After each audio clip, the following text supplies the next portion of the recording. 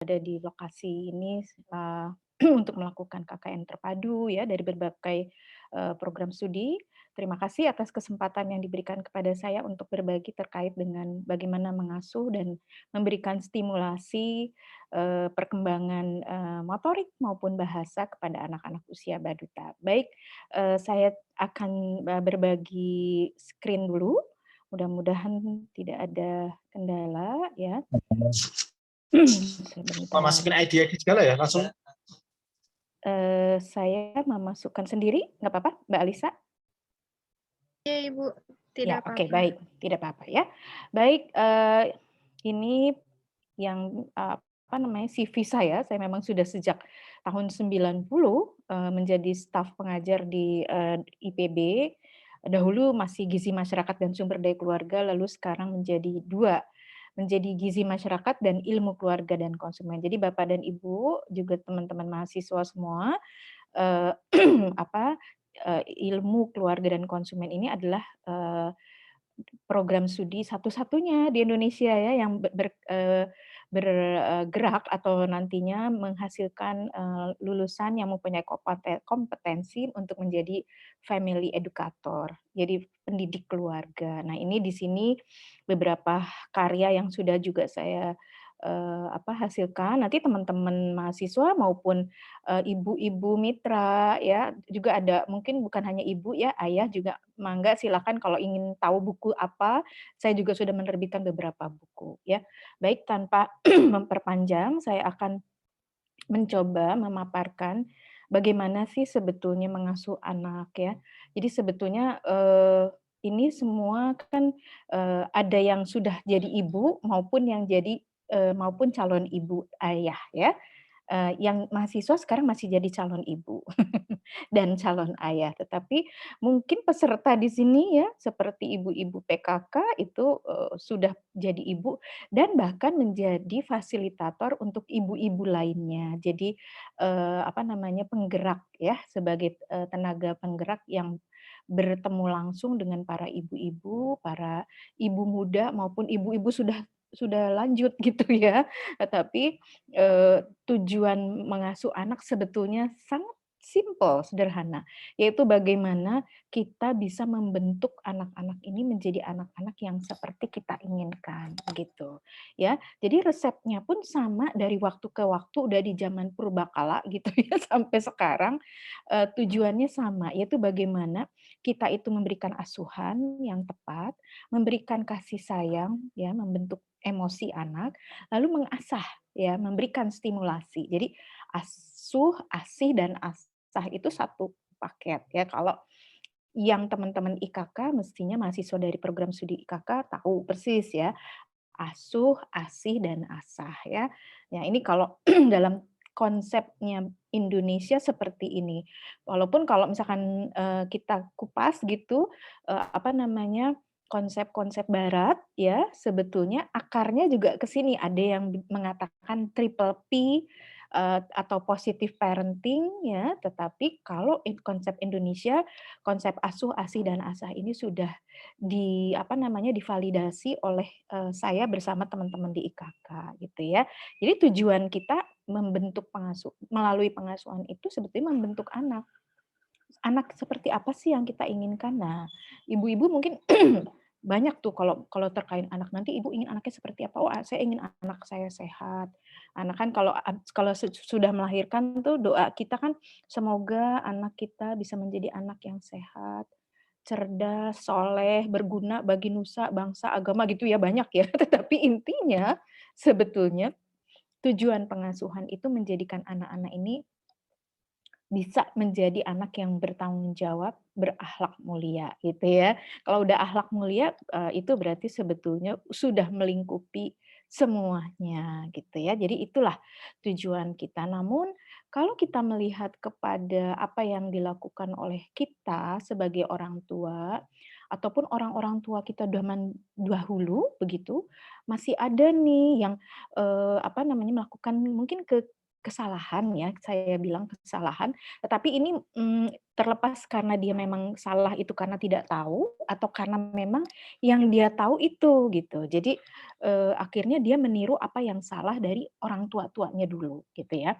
Misalnya ada orang tua nih banyak juga di kalangan masyarakat kita tuh masih ada, orang tua yang justru sering menakut-nakuti, "Cepetan tidur kalau enggak nanti ada kolong wewe, ada kuntilanak, ada tuyul, ada macam-macam ya, seperti itu. Ada ancaman, ada, apa namanya, ada, cara orang tua yang menakut-nakutin anak supaya keinginannya dituruti oleh si anak. Nah, ini tentu kesalahan-kesalahan yang harus kita koreksi.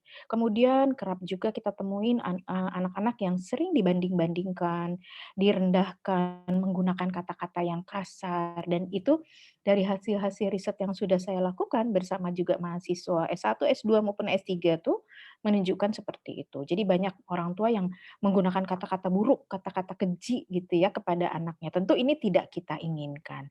Nah, oleh karena itu, di sini saya mencoba berbagi ya Bapak dan Ibu sekalian, juga teman-teman mahasiswa, agar kita itu dapat memberikan pengasuhan yang tepat kepada anak, khususnya begitu anak-anak usia balita. Kenapa? Karena usia-usia balita, batita dan balita itu adalah fase critical period. Jadi fase kritis yang kalau misalkan terlambat itu susah di-recovery, susah diperbaiki, begitu. Jadi makanya teman-teman KKNT itu fokus kepada anak usia balita, gitu. Kalau kalau ditanamkan di usia balita, maka insya Allah tuh, bisa terus dipertahankan hingga dia memasuki usia puber, remaja, dan dewasa gitu. Nah, sebetulnya Bapak dan Ibu sekalian, juga teman-teman mahasiswa yang saya cintai, ya, jadi kalau kita ingin melihat apa saja sih faktor-faktor yang mempengaruhi tumbuh kembang anak itu ada 7 ya, yang mungkin jadi penghambat atau pengganggu selama proses pengasuhannya, ya. Yang pertama itu adalah bagaimana faktor ekologinya ya, bagaimana sih lingkungan tempat tinggal anak ya, apakah lingkungannya itu, kondusif begitu, apakah lingkungannya itu berisik, ataukah lingkungannya itu, nyaman untuk anak tumbuh dan berkembang atau bagaimana? Apakah lingkungannya padat, ada nggak lapangan sepak bola, ada nggak, jalan untuk anak main sepeda, gitu-gitu seperti itu. Jadi itu lingkungan ekologi. Kemudian ada tidak riwayat kecacatan dalam keluarga ya? Kalau ada riwayat kecacatan, ada genetik, faktor ya, ada keturunan, maka ini dapat mempengaruhi bagaimana anak tumbuh dan berkembang. Jadi, kadang-kadang kan orang tua suka melupakan hal ini ya, misalnya sebagai contoh aja nih, "Wah, kok kamu begini sih? Nggak seperti ayah dan ibu." Nah, padahal ayah dan ibu belum tentu juga dia, apa namanya, prestasinya seperti yang dia ungkapkan. Mungkin dari garis ayah ibu baik, tapi dari garis ayah mungkin ada masalah dalam perkembangan, prestasi akademik, ya, seperti itu. Jadi, "Kenapa kamu nilaimu, rapotmu begini?" Ya, gitu, seperti itu ya. Kenapa merah nilainya? Ah, kalau sekarang mungkin masih ada merah nggak ya? Nggak tahu tuh ya. Eee, apa namanya, kenapa nilainya kok cuman 5? Kenapa 6? Kok nggak bagus? Padahal dulu ibunya lupa bahwa dulu dia juga pernah dapat nilai segitu, gitu ya. Nah, itulah barangkali, apa namanya, hal-hal yang sering kali kita sebagai orang tua tuh melupakan hal ini. Jadi kerap, melupakan bahwa ada riwayat, ada genetik, ada hal-hal yang tidak bisa sebetulnya diubah, yang, yang ada pada, DNA-nya anak, pada, faktor, fix-nya anak, begitu ya, seperti itu. Kemudian lingkungan keluarganya bagaimana? Lingkungan keluarga di dalamnya, apakah, lingkungannya itu, baik? Apakah pada banyak keluarga yang lingkungannya sempit, berasal dari keluarga yang tempat tinggalnya saja misalnya kumuh, tidak ada tempat belajar dan sebagainya begitu ya, seperti itu. Itu mempengaruhi ke semua, faktor ya yang bisa menjadi penghambat bagi tumbuh kembang anak, yang tentu ada yang bisa dirubah, ada yang bisa dirubah dan ada yang tidak bisa dirubah gitu. Nah, ini sebagai gambaran saja supaya ibu-ibu jangan ataupun para ayah tidak terlalu khawatir begitu ya. Kemudian, ada anak yang memang, dari lahir memang lamban berkembang ya. Entah itu karena faktor, syaraf atau otak, itu juga memang ada. Kemudian faktor kesulitan emosi, ada mood, ada tantrum ya, ada, apa namanya, misalnya ada terkait dengan, perkembangan syaraf juga bisa bisa saja dia membuat anak itu, apa, agresif, itu juga begitu ada. Jadi ibu-ibu dan ayah tuh jangan terlalu terlalu worry gitu kalau punya anak yang seperti ini, maka stimulasinya seperti apa, nah itu yang harus kita sesuaikan. Kemudian bagaimana interpersonal problem, masalah dalam hubungan komunikasi di dalam rumah tangga sendiri gitu. Apakah ayah dan ibu juga harmonis? Apakah hubungan antara ayah, ibu, dan kakak juga baik sehingga adik-adik juga bisa tumbuh dan berkembang baik gitu ya. Nah itu pertanyaan-pertanyaan yang harus kita, tanyakan kepada diri kita sendiri. Kemudian yang ketujuh adalah masalah sekolah. Nah, anak-anak kita mungkin bukan hanya karena anak kita masih balita, mungkin belum sekolah, tapi mungkin masih PAUD begitu ya. Tapi kakak-kakaknya sekolah di mana? Ada nggak masalah gangguan, sekolah pada kakak-kakak? Atau selalu mulus ya? Seperti apa riwayat di dalam keluarga ini? Kemudian anak-anak ini sekolahnya di tempat seperti apa? Anak-anak kita yang masih, balita ini, mungkin di PAUD, mungkin di TK, kan beragam juga ya, seperti itu. Jadi ini, ibu-ibu semua dan para ayah serta adik-adik mahasiswa, yang, bisa mempengaruhi kepada tumbuh dan berkembang anak ya. Bisa menghambat, tapi juga bisa mendorong kalau itu positif, gitu. Menghambat kalau ini faktornya negatif, tapi mendukung ya, apabila kita bisa balikkan sesuatu yang negatif itu menjadi sesuatu yang positif. Itu intinya, stimulasi itu, gunanya Bapak dan Ibu sekalian. Nah, oleh karena itu ada 10 tips. Jadi ini, Mbak Alisa, kita, materi dulu baru tanya jawab ya? Materi Iya, dulu Ibu. materi dulu semua baru tanya jawab ya? Ya. Enggak raise hand, oke, baik. Nah kemudian jadi ada 10 hal yang ingin saya sampaikan kepada, ibu, bapak, para orang tua begitu, yang walaupun hari ini tidak sempat menghadiri, langsung online, mungkin di kesempatan lain bisa melihat dan mempelajari. Jadi 10 ini yang sebetulnya kalau misalkan diringkas lagi sebetulnya hanya ada 4, tapi saya akan lebih detailkan ke 10 ya. Yang pertama adalah prinsip yang pertama yang harus berikan kepada anak-anak kita ya, apakah itu anak pertama, anak kedua, anak ketiga, jangan sampai tuh kasih sayang anak pertama beda dengan kedua dan ketiga gitu, yang ketiga habis kasih sayangnya. Atau satu kurang, kedua kurang, tapi yang ketiga abundance, apa, banyak, berlebih gitu. Nah itu juga salah. Jadi sebetulnya anak pertama, kedua, ketiga, keempat, bahkan kalau anaknya 10 harus sama kasih sayangnya, gitu ya. Tapi kalau sekarang ibu-ibu ya, ibu-ibu PKK di sini mungkin keluarganya mungkin hanya 2 3 ya kalau sekarang ya. Ya, ini ada Ibu Erlin ya? Ada Ibu Erlin ya. Mungkin hanya hanya 2 3 ya Bu Erlin ya sekarang karena KB ya? Nah, Iya, saya betul 5, ya Bu. Bu? Hah? 5. Oh ada 5 yang saya. 5.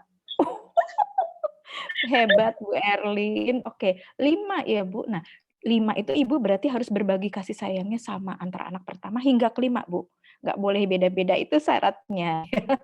Ya, oke. Jadi harus memberikan perhatian. Perhatian itu apa sih? Kalau anak perlu, Ibu harus berikan gitu, itu perhatian ya. Jadi kalau anak nangis, Ibu harus datengin, apalagi kalau masih bayi, baduta gitu, karena kan dia belum bisa berjalan. Tapi kalau misalkan sudah mulai bisa berjalan, usia baduta gitu ya, maka ketika anak nangis dia akan cari ibunya, "Mama, Bunda, Umi," atau "Mama," gitu, "Ibu," gitu, pasti akan cari. Nah, kalau nangis maka Ibu harus approach, harus mendekati, jangan dibiarkan gitu. Karena pasti, apa namanya, kalau anak menangis itu ada sesuatu hal gitu. Jadi mmm, itu yang harus ditanamkan erat-erat nih, harus kasih sayang, berikan perhatian. Jadi kalau ada anak nangis, terutama anak yang di bawah 1 tahun, Bapak dan Ibu ketika anak nangis itu nggak boleh dibiarkan. Seperti itu kasih sayang. Nah, pada kebanyakan orang western, barat gitu ya, kalau anak nangis kalau jamnya belum belum apa namanya, belum waktunya dilihat, ya nggak dilihat gitu. Karena mereka kalau kalau orang timur, orang Indonesia itu ada baiknya. Ketika anak nangis pasti didatengin, apalagi kalau masih bayi. Kenapa? Karena, kita kalau kebiasaan budaya timur ini bagus. Jadi kalau anak nangis pasti dilihat ada apa ya, dicek popoknya, tapi kalau orang barat ya udahlah belum waktunya minum, nggak usah dicek gitu ya, seperti itu. Tapi kalau orang Indonesia, orang tua Indonesia begitu nangis anak langsung dikasih susu, dikasih air susu ibu, langsung dibuka ya, langsung dikeluarin gitu. Nah itu kebiasaan orang timur yang baik, artinya on demand.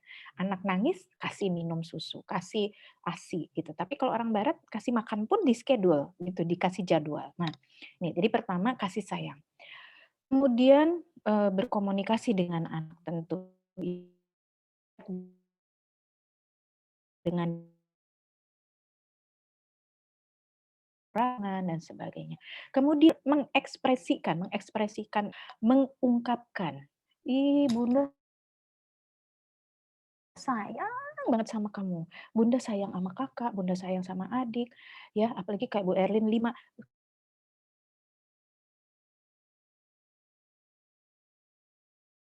Dia sayang sama semua, itu diekspresikan, diungkapkan, ya.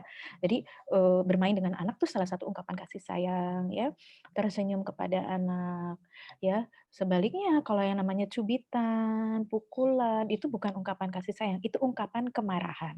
Nah, ini yang harus dihindari gitu ya, seperti itu Ibu Bapak sekalian. Kemudian yang ketiga, yang kedua jelas ya, jadi kasih sayang diungkapkan lalu dibentuk kelekatan, ya kedekatan, kelekatan sehingga anak itu lekat dengan orang tuanya, terutama dengan ibunya. Nah, kenapa kelekatan itu perlu? Karena kelekatan itu sumber keamanan, ya, nyaman anak itu. Jadi sama seperti makhluk menyusui yang lain ya, seperti kera, monyet ya, kemudian anjing, kucing menyusui kan semua itu hewan mamalia. Maka manusia ini juga sebetulnya makhluk mamalia ya, tetapi yang punya otak yang paling hebat, dahsyat. Nah, jadi nalurinya seorang anak itu adalah kebutuhannya itu, instingnya itu bisa ketika masih kecil, bayi, itu dengan menangis. Nah, menangis kalau di-approach, kalau didatengin, itu akan terbentuk kepercayaan dari anak kepada ibunya. Oh, kalau saya lapar, kalau saya pipis, kalau saya kemudian mengungkapkan dengan nangis, ibu akan datang. Nah, itu rasa amannya anak. Ya, jadi itulah gunanya kedekatan. Jadi dekat itu bukan hanya secara fisik, tapi dekat itu secara kita sebut bonding, ikatan emosi. Jadi sering dielus, dibelai. Nah, itu adalah ketika bayi ya terutama ya, ketika bayi itu disusuin, nah itu adalah bonding. Caranya kita membentuk kelekatan emosi karena ketika si anak menempel pada dada ibunya disusuin, itu rasanya dia mendengarkan detak jantung yang sama pada saat di dalam rahim dengan pada saat disusui ketika dia sudah bayi. Dia akan mendengarkan denyut jantung yang sama, kehangatan yang sama, sehingga dia merasa aman. Anak-anak yang aman itu penting sekali. Dia akan menentukan nanti kecerdasannya, gitu. Jadi kadang-kadang ini disepelekan oleh orang tua. Ah nanti juga kalau kalau terlalu dekat nanti jadi nggak mandiri. Nah itu yang keliru. Justru supaya anak mandiri harus dekat dulu, harus lekat dulu. Harus dia merasa secure, kita bilang kok dalam bahasa Inggris, secure, aman, dan percaya kepada orang tuanya. Sehingga kalau dia nanti menemui kesulitan ketika dia sudah usia anak-anak, usia remaja, yang dia datangin itu bukan temennya. Dia pasti akan mendatangin ibunya karena dia percaya sekali sama ibunya gitu. Itu Bu ya. Jadi itu resep yang ketiga. Dan keempat, kita gunakan kata-kata yang baik kepada anak ya.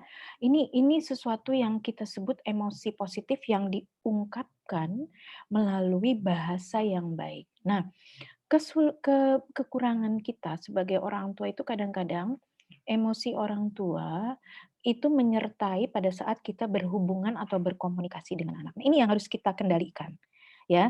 Nah, kita harus ajarkan mereka kebiasaan-kebiasaan baik. Kalau misalkan dikasih, ucapannya apa, Nak? "Terima kasih Bunda, terima kasih Mama." "Oke, sama-sama." Gitu ya. Nah itu kalau, studi-studi yang ada menunjukkan kalau ibunya berkata-kata baik, bapaknya menggunakan bahasa Indonesia yang lengkap, subjek, predikat, objek, keterangan ketika bercakap-cakap dengan anak, anaknya itu otomatis ya. Jadi riset itu sudah menunjukkan seperti itu. Jadi anaknya juga pakai kosakatanya baik, penguasaan bahasanya juga baik, komprehensifnya baik, gitu ya, ibu-ibu ya. Jadi, dengan demikian kata-kata itu adalah sesuatu yang magic sifatnya. Jadi seperti seperti sulap gitu. Kalau kata-kata ibu baik, maka anak-anak juga akan berkata-kata juga baik, berbahasanya juga baik. Nah, jangan ucapkan kata-kata yang buruk kepada anak. Nah, dari penelitian yang dilakukan oleh mahasiswa bimbingan saya, Diana Berlianti ya pada tahun 2017 ya, 2016 ya. Dia dia meneliti di kota dan kabupaten Bogor dan ternyata koleksi kata-kata ibu kepada anak itu yang masih diingat anak itu banyak sekali yang negatif. Kebun binatang, ucapan merendahkan anak dan sebagainya ya yang menyakiti anak yang disimpan lama, Bu, padahal itu diucapkan pada masa kecil gitu ya. Jadi ini tidak boleh, justru yang harus kita lakukan, nah ini bagian dari stimulasi bahasa tadi. Jadi si orang tua ucapkan kata-kata yang positif dan kata-kata yang mendorong anak. Nah, gitu menggunakan bahasa yang baik. Ini adalah bagian dari stimulasi bahasa, Ibu. Nah, yang kadang-kadang orang tua itu ketika anaknya itu, usia TK atau PAUD itu kepinginnya itu anak pinter ya, dengan kalau anak pinter itu indikatornya bisa membaca dan menulis dan berhitung. Padahal anak-anak yang pinter itu indikator yang pertama adalah kemampuan bahasanya. Jadi kalau anak-anak bisa menguasai kosakata yang tepat, yang jumlahnya memadai sesuai usianya, maka itu adalah anak-anak yang cerdas. Nah, oleh karena itu Bu, ibu-ibu mungkin ya sebagai penggerak, masyarakat, ibu-ibu PKK, ajarkan kepada para ibu untuk membiasakan kata-kata yang mendorong kepada anak. Jangan merendahkan, jangan membuat anak pesimis atau takut, tapi kita bilang, "Ayo Dek kita coba," gitu ya. "Ayo Dek kita kerjakan, Ibu bunda bantu." Ya, "Dulu Ibu juga nggak bisa kok, tapi sekarang tapi terus waktu itu Ibu begini," gitu. Jadi anak tahu, "Oh ternyata Mama juga atau Ibu juga mengalami kesulitan yang saya rasakan ya," gitu. Jadi walaupun masih kecil dia bisa merekam, ya seperti itu. Jadi, teruslah, kalau anak belum bisa, Ibu terus dorong. Ibu coba lagi, beri kesempatan dia mencoba, "Coba lagi sayang, coba coba coba lagi," ya. Jadi seperti itu. Itu, baik itu dalam hal motorik ya, maupun bahasa. Jadi kalau anak jatuh, jangan sampai anak menjadi takut jatuh karena ibu marah, gitu. Jadi kalau anak jatuh, "Ayo coba lagi ya, jangan khawatir. Nah, pasti kamu bisa," seperti itu ya. Jadi, kegagalan itu, sebetulnya ya ada sekali kata-kata yang baik ya, kegagalan itu cara Allah mengatakan, "Bersabarlah, aku memiliki sesuatu yang lebih baik untukmu." Jadi kalau menjadi seorang yang, yang beriman, mestinya dia orang yang satu, yang tidak mudah putus asa dan bersabar. Karena bersabar itu kan orang yang kalau jatuh dia coba lagi, bukan kalau dia, gagal dia dia, menyalahkan orang gitu ya. Nah ini yang kadang-kadang juga yang harus kita koreksi. Ya misalnya gini Bu, yang sering kali saya juga suka dengar, misalnya anak jatuh, terus, "Oh kenapa Nak kamu jatuh?" "Oh ini sih ya sandalnya ini, pukul sandalnya." Nah jadi anak jadi bingung, seperti itu. Jadi seharusnya ketika anak jatuh, "Oh kenapa sayangku kamu jatuh?" "Oh oke, berarti kamu harus hati-hati nanti," gitu. "Ayo bangun bangun, ayo lari lagi." Nah seperti jadi itu adalah, hal yang bisa membuat anak lebih percaya diri, menjadi optimis, mau bekerja keras, mau berusaha gitu ya. Jadi dengan tindakan-tindakan itu, maka orang tua sebetulnya membentuk, karakter anak ya, seperti itu. Oke, kemudian yang, setelah menggunakan kata-kata baik, mendorong anak mengucapkan kata-kata baik, yang keenam. Nah, ini Bu, yang kita harus, mmm, berikan, edukasinya kepada para orang tua Indonesia. Kenapa saya bilang begini, karena kebanyakan orang tua Indonesia itu memanjakan anak-anak dan sehingga anak-anak tidak bisa melakukan sendiri. Apa contohnya? Dari mulai makan. anak-anak kita itu seringkali disuapi, walaupun dia sudah bisa megang sendok sendiri. Bener nggak Bu Erlin? Bu Neng? Ya. Jadi, apa namanya, ketika umur anak bisa megang sendok umur berapa, Bu? Megang sendok dan, apa, gelas yang ada tangkainya seperti ini, yang ada tangkainya umur berapa, Bu? Ada yang tahu? Tahun? Satu tahun, Bu, 2. Iya, iya, betul. Jadi setahun sebetulnya dia sudah bisa, tapi megangnya begini, megangnya dengan 2 tangan. Ya, Bu, ya. Iya. Tetapi ketika umurnya 1,5 tahun, dia udah bisa megang dengan yang ada lehernya, yang ada aninya, Bu, tangkainya, ya, seperti itu. Nah, dengan demikian beri kesempatan, tapi jangan yang gelas beling ya, Bu Erlin, tapi misalnya gelasnya tuh gelas plastik yang kalaupun jatuh, tumpah, nggak apa-apa gitu, anak nggak kaget. Nah, seperti itu. Jadi bagaimana kita bisa apa ya, bisa mendorong anak-anak untuk mandiri sejak masih kecil. Kalau dia sudah bisa megang sendok, biarin makan sendiri, biarpun itu berantakan. Nah, kadang-kadang orang tua itu ketika disampaikan, "Bu, biarkan saja anak belajar makan sendiri." "Ah, entar berantakan, nanti bajunya pada basah semua, kotor. Udah jadi kemana-mana saya harus ngebersihin lagi." Nah, itu. Padahal kalau zaman dulu kita suka punya kebiasaan ngariung ya, kalau orang Sunda tuh ngariung apa ya, duduk di tikar, ayah dan ibu makan bareng, anak makan juga. Nah, di situ sebetulnya apa, kebiasaan baik di suku Sunda yang saya perhatikan mestinya kalau ngariung makannya ayah, ibu, kakak, adik makan bersama, berlima, berenam gitu, mereka akan saling mencontoh gimana caranya megang sendok, gimana nyuapin sayur sayur supaya nggak tumpah. Beri kesempatan mereka. Nah, ini kita, yang harus kita tanamkan kepada anak-anak sehingga Bu, ketika belajar memegang sendok dan memegang gelas, itu sebetulnya motorik anak disiapkan, motorik halus. Karena kalau yang namanya motorik halus tuh ya, adalah jari jemari. Jadi jari jemari anak itu akan terlatih manakala dia diberi kesempatan untuk megang. Tapi kalau nggak pernah megang, nggak pernah digendong terus anak terus-menerus, maka motorik kasar terlambat, motorik halus terlambat gitu ya, seperti itu. Jadi itu juga menjadi penyebab mengapa ada anak-anak yang terlambat berjalan, karena lebih banyak digendong gitu ya. Nah, ini kan kebiasaan suku Sunda juga ya, Bu, ya. Orang Jawa Barat juga senang gendong-gendong anak, sambil ke warung digendong, sambil ke pasar digendong, semua digendong. Ya, tentu kalau kalau di tempat yang berbahaya tentu anak harus digendong, tapi maksud saya ketika anak, apa namanya, justru anak ketika ini digandeng, tapi tidak digendong ya, apalagi kalau misalnya apa di tempat yang aman tentu ya, itu harus diajari anak untuk belajar berjalan sendiri, makan sendiri, begitu. Dan ketika ketika dia bisa melakukannya, berikan pujian. Nah itu ya, Ibu, ya.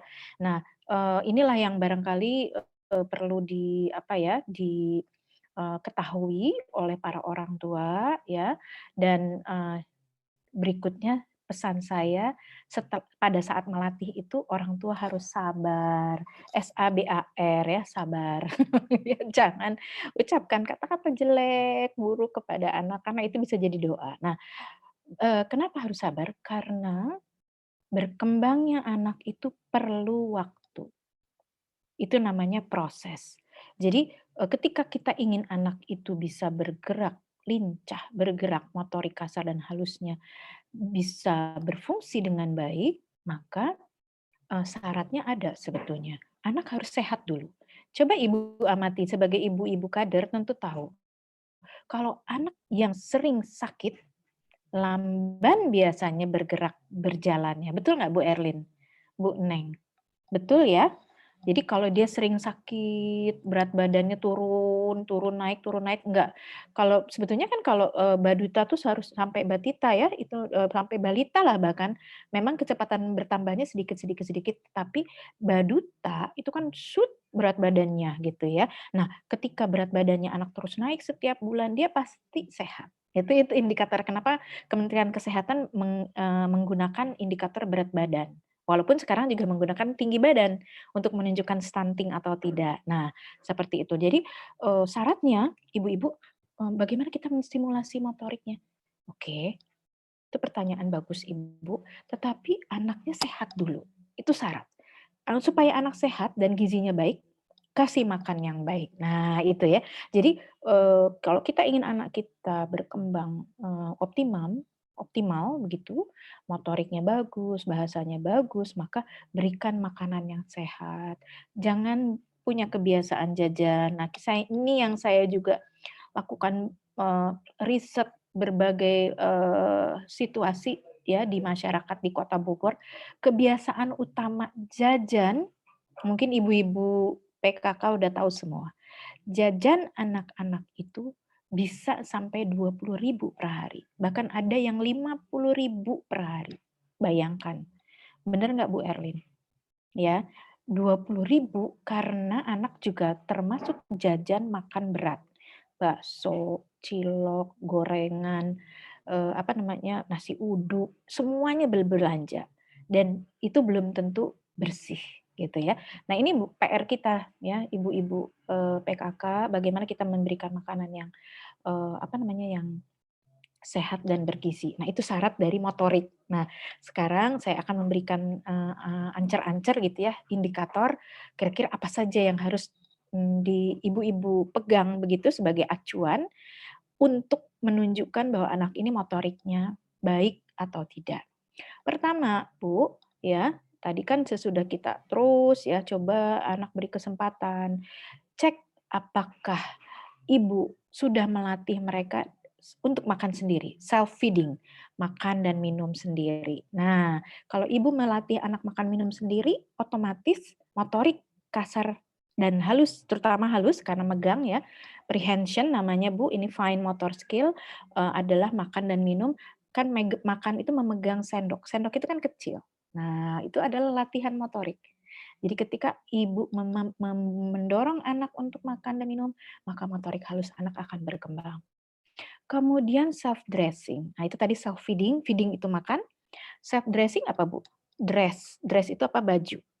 Berpakaian sendiri. Kamu ajak anak, coba pasang sendiri. Gih kaos kakinya. Coba pakai topi sendiri, Dek, gitu ya. Supaya itu jadi dorongan tuh kata-kata ibu. Pinter anak Bunda udah bisa pakai kaos kaki sendiri. Nah, anak itu akan ngerekam, "Oh, kalau saya lakukan ini ternyata Bunda seneng. Oh, ternyata berarti ini aku sudah bisa pakai kaos kaki sendiri." Nah, itu kepercayaan dirinya akan tumbuh. Bahasanya bertambah, kosakatanya. Oh, ini tuh namanya kaos kaki. Oh, ini tuh artinya masang dengan benar, gitu ya. Jadi pada saat ibu memberikan stimulasi motorik, memberi kesempatan kepada anak untuk pakai kaos kaki, pakai sendal sendiri, pakai sepatu sendiri, itu tuh berarti ibu sudah memberikan stimulasi yang komprehensif.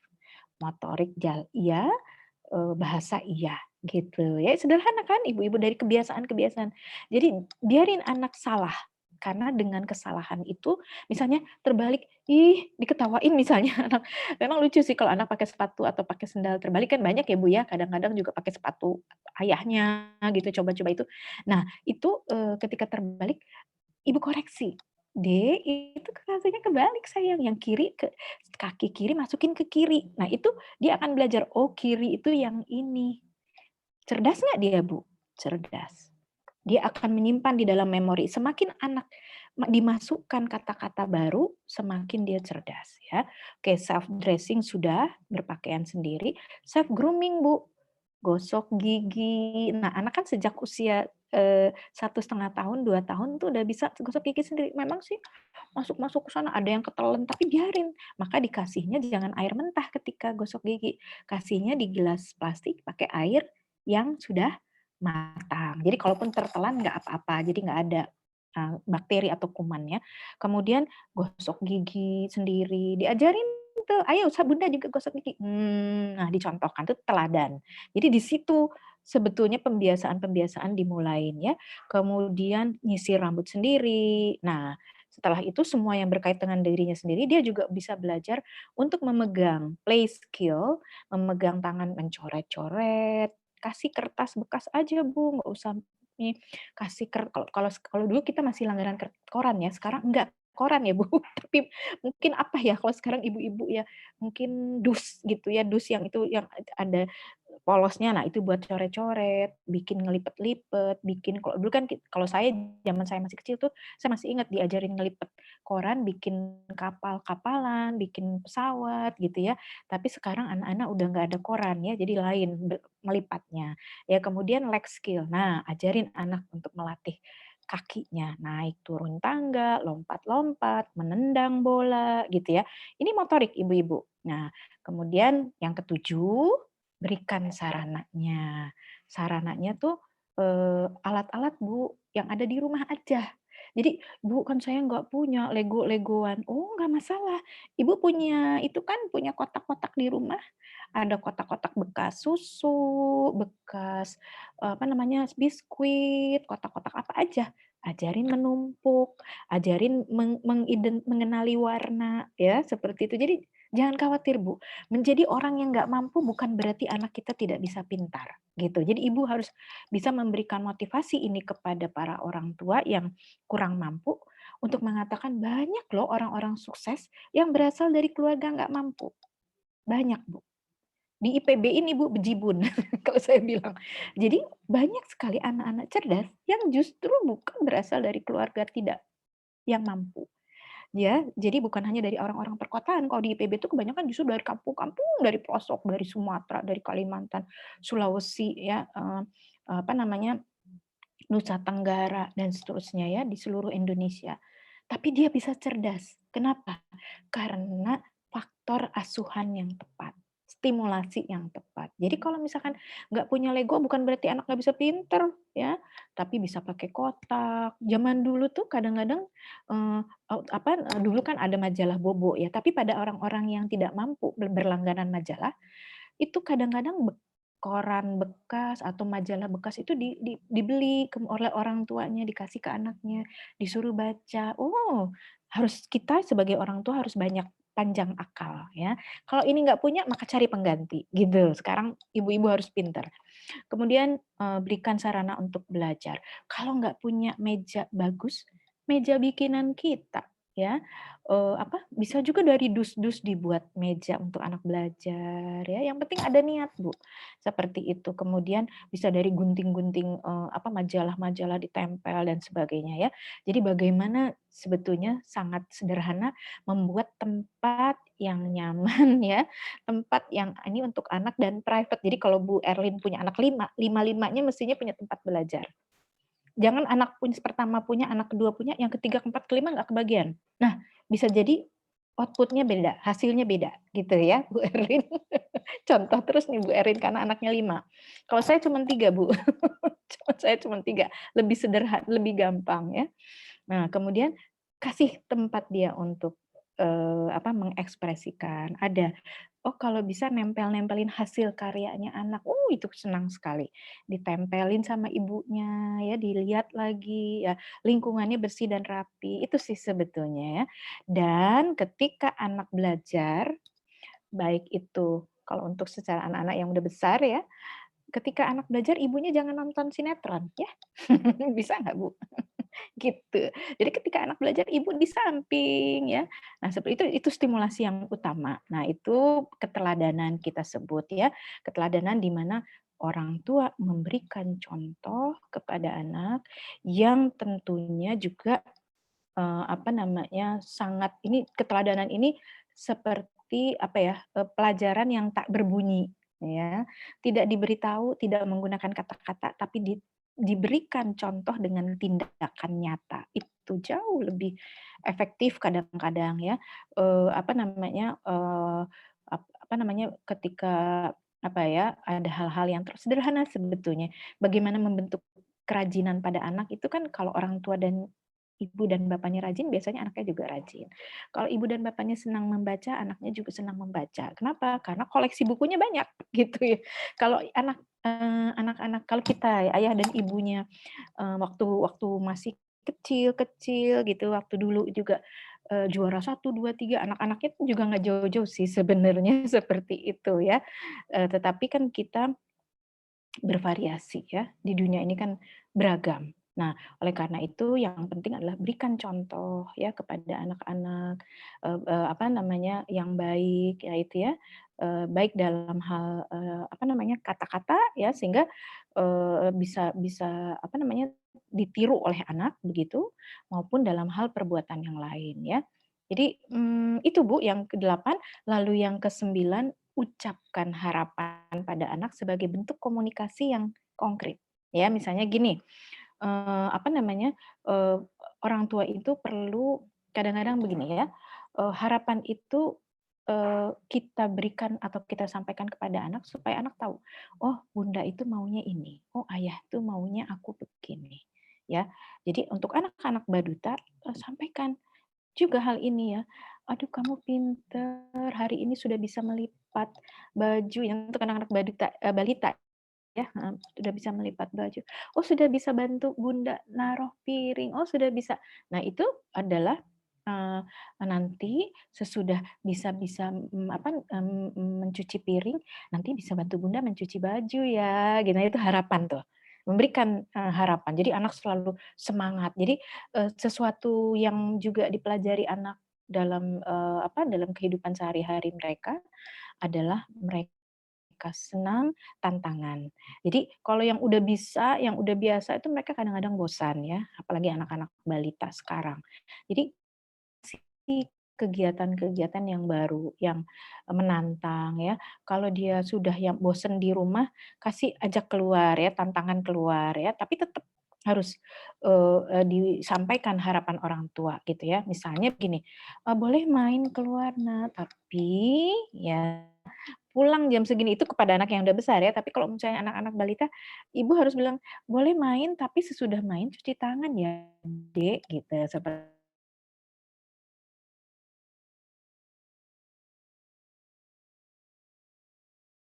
caci, cubit, itu tuh bahasa-bahasa yang, komunikasi, nonverbal yang sering dilakukan orang tua dan ini tentu merusak, ini anak, kepercayaan diri anak. Jadi, eee, apa namanya, komunikasi yang baik dari, orang tua tentu ini menjadi satu resep ya yang bisa, bapak dan ibu terapkan dan juga bisa disampaikan kepada orang tua dimanapun berada gitu ya. Karena kalau, kadangkala kita itu, orang tua itu, seringnya itu berbicara kepada anak, tapi tidak pernah mendengarkan anak. Nah, ini kita harus lakukan, dua apa ya, dua arah. Jadi ketika anak bicara, ibu juga mendengarkan gitu. Lihat tuh wajahnya, kadang-kadang kan kita kalau lagi sambil masak ya, Bu, ya, ibu-ibu nih biasanya, lagi sambil masak tentu kadang-kadang suka nggak ngelihat wajah anak. Nah, anak nggak suka sebetulnya. Jadi kalau anak bicara, mestinya kita memandang wajahnya, melihat, menatap matanya ya. Maka kita diajarkan kalau dalam teknik berkomunikasi dengan anak adalah, tingginya sama. Jadi kalau anaknya masih balita, maka ibu harus menunduk atau duduk, anak berdiri gitu, seperti itu tekniknya. Nah, ini jadi ucapkan harapan. Yang ke-10, nah ini masih belum ya, sebelum sebelum ke-10, komunikasi ini adalah salah satu, cara yang dapat kita, asah kepada anak supaya perkembangan bahasanya baik. Nah, tapi ibu-ibu harus sabar. Kenapa? Karena perkembangan bahasa anak tidak langsung banyak kata-katanya, tapi bertahap. Mulai dari kata-kata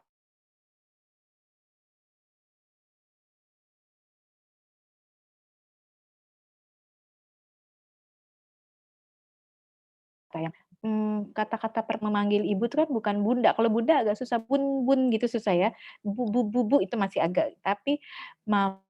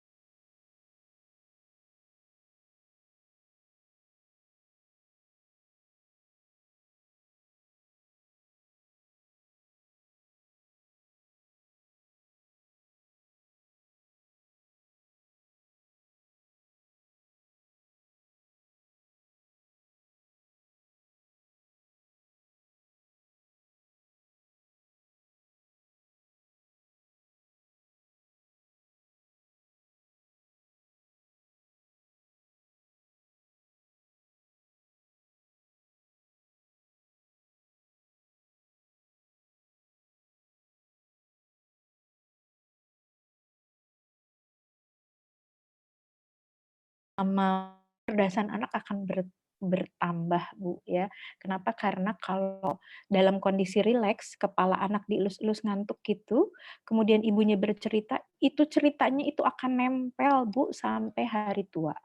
Jadi saya masih ingat cerita ayah saya sampai sekarang, walaupun usia saya sudah menjelang 60 gitu ya, 57, tapi saya masih ingat cerita ayah saya, karena ayah saya kalau bercerita itu dielus-elus kepalanya sambil dongeng itu tuh ya, terus kemudian pakai walaupun ayah saya tidak ekspresif dengan menggunakan, apa namanya, mimik muka, tetapi kata-katanya masih terngiang-ngiang dan apa, pesan-pesannya. Nah itu, jadi ketika menjelang tidur, berdoalah untuk anak. Nah ketika, berdoa itu dia akan menyimpan memori bawah sadarnya, "Oh gini ya kasih sayang bunda kepadaku," gitu, rasa aman dan sebagainya ya. Saya kira demikian 10 tips yang saya ingin sampaikan dan berbagi kepada ayah dan bunda. Mudah-mudahan kita semua bisa Jat kasih dulu, Jat lagi membentuk ulangan, Jat. anak-anak yang apa, lebih baik ya, yang lebih cerdas ya. Saya kira, demikian Mbak Alisa penyampaian, dari saya dan tentu, apa namanya, keteladanan yang paling juga paripurna gitu ya, adalah ketika ibu juga beribadah dan berdoa. Nah, itu ya, karena kalau misalnya kita sebagai muslim ya, mungkin ibu-ibu ya, sebagai muslim ketika kita sholat itu latihan berbagai hal, latihan motorik ya kan, latihan, bahasa, dan latihan merasakan gitu, emosi gitu ya. Jadi, gunakan, apa ya, eee eee, panduan-panduan dalam agama ya sebagai hal-hal yang juga saya kira relevan Ibu dulu, dengan, Mel. apa namanya, sains ya. Karena sains itu, harusnya harusnya seiring gitu ya, mendukung hal ini. Jadi ilmu pengetahuan, termasuk, adalah apa yang diajarkan di dalam agama kita untuk menjadi, panutan sebagai panduan. Demikian barangkali Mbak Alisa yang bisa Ibu sampaikan. Punya Ibu dulu. Jika ada apa namanya, pertanyaan terkait hal ini, dipersilahkan. Demikian Bapak dan Ibu sekalian yang saya hormati, mudah-mudahan, bisa dengan mudah difahami ya, apa namanya, paparan dari saya dan jika ada hal-hal yang tidak dimengerti tentu bisa dikonfirmasi. Nah, ini di beberapa buku yang saya hasilkan, ada yang bersama dengan teman-teman di IKK juga, Departemen IKK dan juga ada yang bersama dosen lain di Departemen IKK. Jadi sudah beberapa buku yang, saya hasilkan. Terima kasih atas, kesempatan saya untuk berbagi. Assalamualaikum warahmatullahi wabarakatuh. Waalaikumsalam warahmatullahi wabarakatuh. Terima kasih Ibu atas penyampaian materinya. Mungkin kita akan masuk ke dalam sesi diskusi di mana saya akan berikan kesempatan. Saya akan buka dulu termin pertama dengan 3 orang penanya. Silahkan bagi ibu-ibu atau kakak-kakak atau teman-teman yang ada di sini yang ingin bertanya untuk open mic atau mungkin menuliskan pertanyaannya pada kolom chat dengan format nama dan pertanyaannya. Silahkan saya buka untuk sesi pertanyaan bagi yang ingin bertanya.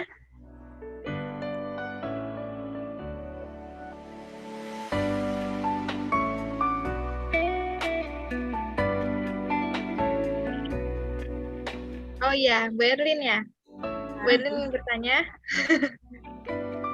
Mungkin suaranya dikecilin dulu untuk ya. Karena akan masuk sesi pertanyaan. Atau dimatikan terlebih dahulu ya. Terima kasih. Ya Ibu Erlin silahkan. Iya. Assalamualaikum Ibu Dwi Hastuti. Waalaikumsalam warahmatullahi Bu Erlin. Salam kenal ini Ibu. Ya. Ini Bu, bagaimana ya Bu? Anak saya sih gitu, anak-anak Bu itu sering berebut aja gitu Bu, mau makanan, aduh, kadang masya Allah Masya Allah banget itu. Iya, Iya. yang paling kecil gini, yang tetehnya gini, aduh Masya Allah banget. Cara ngatasinya gimana gitu Bu ya, Oke. sama anak-anaknya gitu. Mhm, mhm. Oke, Saya baik. itu aja Bu. Terima kasih. Ya, baik Bu Erlin ya, kalau boleh tahu usianya berapa aja Bu, yang masih sering berebut? Oh iya, 5 tahun sama 3 tahun Bu, Oh, oke, 5 tahun. Laki perempuan? perempuan semua. Oke. Nah, saya kasih tips ya Bu ya. Eee, Ibu Erlin, anak-anak usia 3 tahun, 5 tahun itu kan jaraknya berarti hanya 2 tahun ya Bu? Mmm, Jarak 2 tahun itu tidak signifikan. Jadi, keinginannya masih sama, rasa emosinya masih sama, Bu, egosentrisnya, jadi egosentris itu adalah keinginan untuk dipenuhi apapun kemauannya, itu masih sama. Karena sifat-sifat egoisnya itu masih kental pada kedua anaknya Ibu yang 3 tahun dan 5 tahun. Nah, tugas kita sebagai orang tua sebetulnya, eee, begini, ya, kenapa anak berebut, ya, Ibu percaya nggak Bu, waktu anak saya, tadi 3 tahun dan 5 tahun juga ya, udah itu, udah lama ya, tapi saya masih ingat sekali, anak saya yang diperebutkan bukan mainan, tapi tangan saya Bu. Tangan kiri. Jadi kalau saya menghadap ke kiri, anak saya yang kakaknya, "Mama aku madep ke situ terus, kok ngadep ke Sasi?" Belok saya ke kanan. Terus ke kok ngadep ke Sasi, ke Ella kapan?" Belok lagi saya, terus akhirnya, "Oke, kalau gitu sekarang Mama tidurnya terlentang, kalian yang meluk Mama." Gitu. Jadi sama-sama kan kalau saya memang senang tidur tidur kan miring ya, Bu, ya. Tapi anak saya kan nggak suka, karena dia kan rasanya, "Kok saya dibelakangin nih, aku nggak mau dibelakangin, aku nggak mau ngelihat punggung mama, aku ngelihatnya muka mama." Jadi akhirnya saya tidurnya jadi telentang, Bu, ketika mereka masih kecil-kecil ya, untuk memeluk mereka gitu samaan. Jadi yang satu megang tangan kiri saya, yang satu megang tangan kanan saya. Mereka masih inget tuh sampai sekarang juga kalau saya ceritakan. Nah, kemudian, sesudah itu Bu, itu pertama ya Bu Erlin, mereka itu akan saling berebut kasih sayang Bu Erlin. Entah caranya apa. Kadang-kadang hal-hal, seperti gini, berebut remote control, itu juga selalu Bu. Itu sebetulnya tujuannya bukan itu Bu, berebutnya, tapi sebetulnya berebut perhatian Ibu, benar nggak? Sebetulnya berebut perhatian mamahnya, benar nggak sih Bu? Ibu nih yang bisa ngerasain. Ya, jadi, itu. Oleh karena itu yang harus kita sampaikan kepada anak-anak kita adalah memberikan peraturan kepada mereka, gitu Bu. Jadi gini, supaya nggak ini, sekarang giliran mama menghadap ke kakak, nanti 10 menit kemudian mama ngadep ke adik, bisa juga gitu, ya. Atau gini, hari ini yang megang remote duluan Kakak, sekarang besok adik, atau si pagi ini Kakak, siang adik, gitu. Jadi kita kasih aturan, ya Bu Erlin. Jadi pertama berikan peraturan. Kedua, tidak boleh diskriminatif ibunya. Diskriminatif itu apa ya, membedakan. Misalnya gini Bu, Kakak itu kan lebih tua ya, tapi bukan berarti dia lebih paham, enggak, sama-sama masih kecil, ya. Jadi Bu Erlin, adik nih juga suka suka memanfaatkan situasi ini, "Eh, kan kakaknya nakal Mah," gitu kan, seperti itu nggak, sering nggak Bu? "Ini kakak nakal," dia ngadu misalnya. Itu juga sering kita jumpai seperti itu. Sehingga akhirnya bisa jadi ibu lebih memilih memihak adik dan menyalahkan si kakak. Kakak ngalah dong buat adik." Itu juga nggak salah juga. Jadi yang paling baik adalah kita bersikap adil. Dan yang paling efektif adalah kalau ibu, tidak mau anak berebut, ibu harus menyediakan 2. Erlinnya lagi itu, belakang. Bu, kalau ibu nggak mau anak ibu berebut, ibu harus menyediakan 2. Sanggup nggak, Bu? Atau dikasih waktu bergantian kalau nggak sanggup. Jadi, dulu saya punya anak 3 perempuan semua, Bu, anak saya 3, 1, kedua, 3. Kalau saya ditawarin baju sama teman-teman di kantor, boleh saya mau beli asal ada 3, yang satu ijo untuk si Kakak, yang kedua pink untuk si yang tengah, yang ketiga yang biru. Jadi kalau saya nggak ada 3, baik itu baju, baik itu sendal, baik itu apapun lah, saya nggak jadi beli. Karena saya nggak boleh membeda-bedakan. Gitu, Bu Erlin. Jadi, eee, kita sih, Bu, yang harus menentukan anak itu, bisa menghargai kakak atau adiknya, ya. Tapi yang jelas ibu nggak boleh terpancing untuk bersikap tidak adil. Jadi jangan membela kepada salah satu, ya, karena dia akan belajar memanfaatkan. Kadang-kadang yang kecil juga pintar memanfaatkan situasi bahwa dia lebih kecil, sehingga dia akan merasa kalau yang lebih kecil dibela gitu. Si kakak akan ngerasa juga, wah kalau saya nih kakak selalu disalahkan, selalu harus ngalah, kan capek aku ngalah terus, ya. Nah itulah yang kita sebagai orang tua itu harus bersikap adil di situ, ya. Saya kira sih, kalau ini Ibu Erlin terapkan dan dikasih tahu ke anak-anak, "Dek, Kakak jangan berebut, Mama cuman punya ini. Jadi kalau misalnya ada satu, gimana supaya semuanya enak? Coba deh ya, Kakak gimana? Kakak kan udah ngerti, gimana caranya? Ya udah deh aku gantian." Nah, mungkin yang lebih besar itu lebih paham gitu ya. Sehingga, kasih aja menit, walaupun dia belum tahu, nih kalau jamnya udah menunjuk kalau jarumnya udah ke angka ini, Dek, ke angka 12, ini giliran Kakak ya, Adik harus kasih mainannya, harus kasih ininya ke Kakak, kan udah lama pegang, misalnya, jadi nggak akan berebut. Itu nggak akan berebut dan, gini Bu Erlin, kalau masih kecil berebut dan kita adil kepada mereka, itu akan mereka ingat. Nanti ketika besar-besar, mereka nggak akan jadi pendendam, gitu. Ya nggak akan jadi pendendam, Bu. Karena kalau ibu waktu kecilnya terlalu membela yang kecil, mereka akan ingat terus sampai dewasa. Nah, kalau kita berusaha untuk adil sejak mereka masih kecil, insya Allah mereka ketika sudah remaja tuh akan bilang gini, itu terjadi sih sama sekarang saya mengalami sendiri. Ketika dulu kan saya selalu beli kalau mainan 3, baju 3, sendal 3.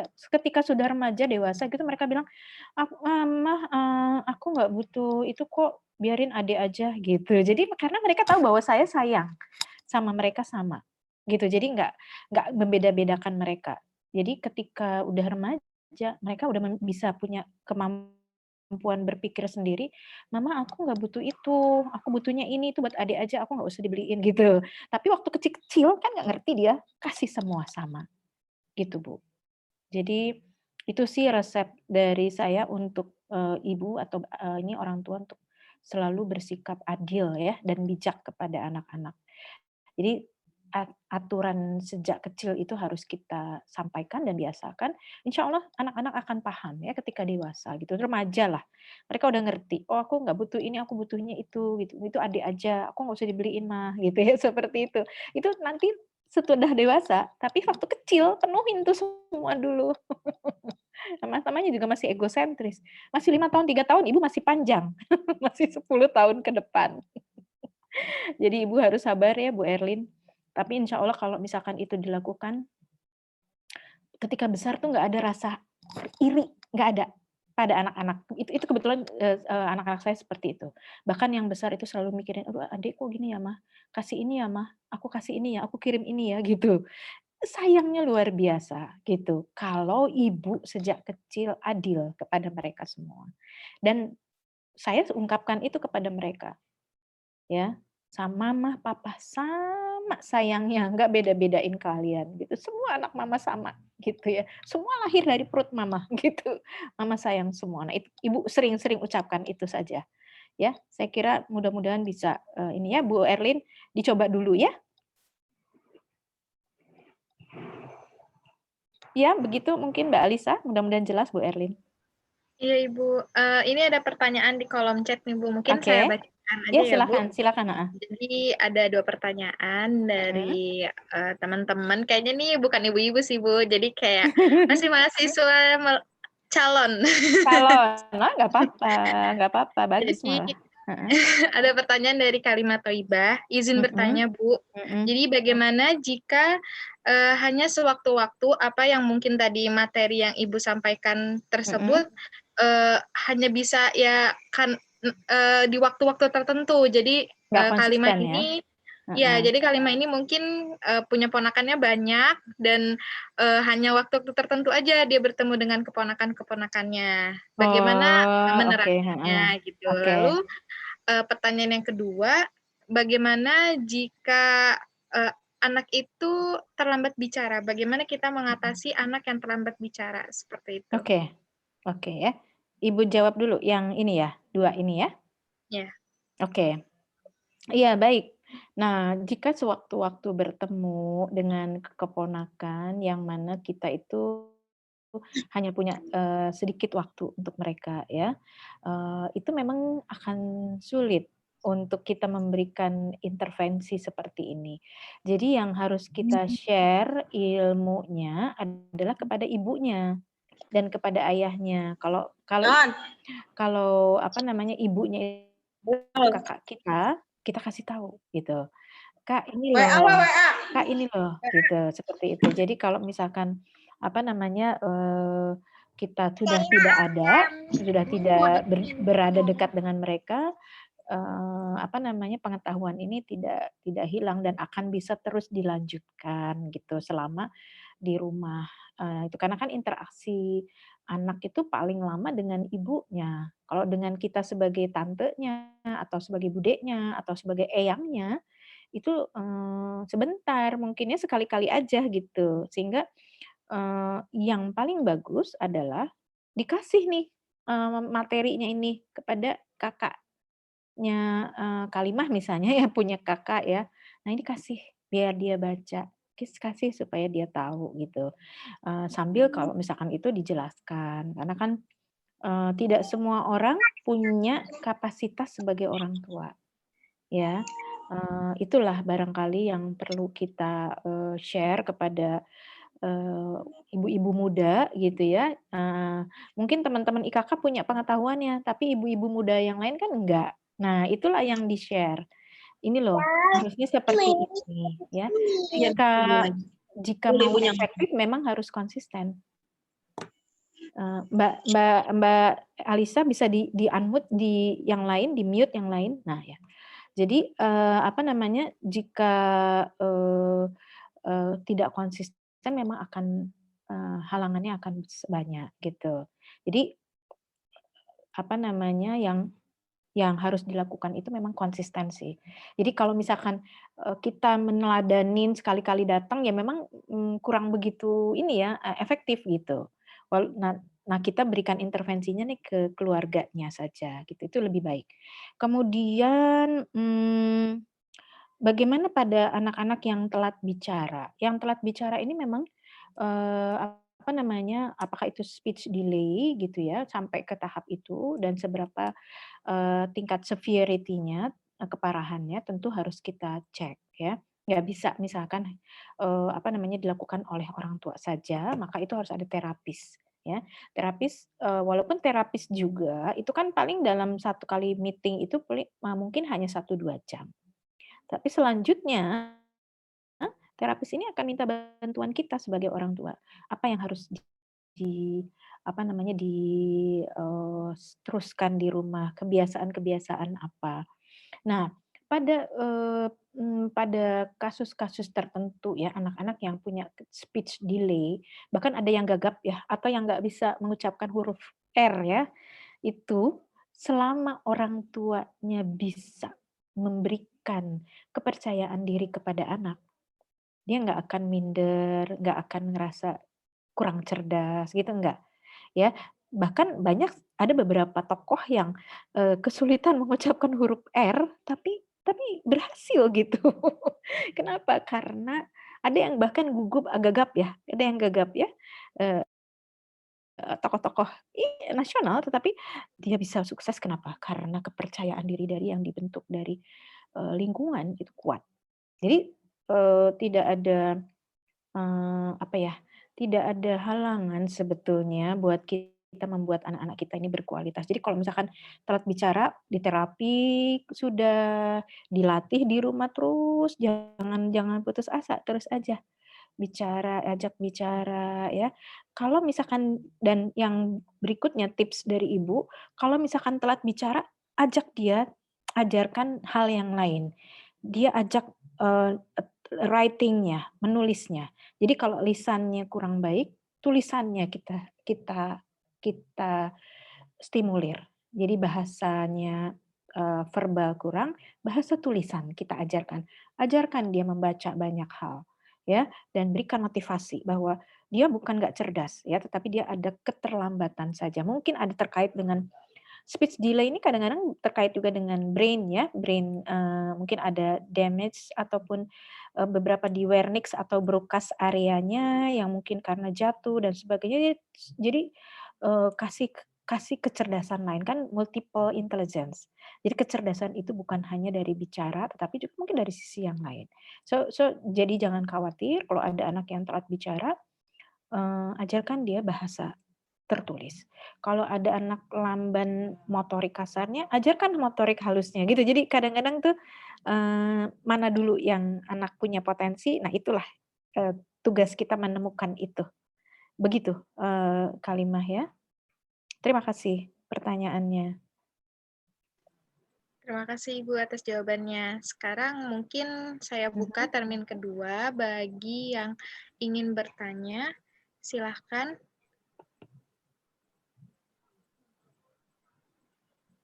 Mungkin Ibu Syifa atau Ibu Neng, silahkan. Ada Ini yang ingin ibu-ibu bertanya? kader ya, ibu-ibu penggerak nih ya. Ada Ibu Nurmala, ada. Kalau Pak Agus siapa ya? Agus Ambang ini siapa? Kader atau mitra? Mangga, silakan.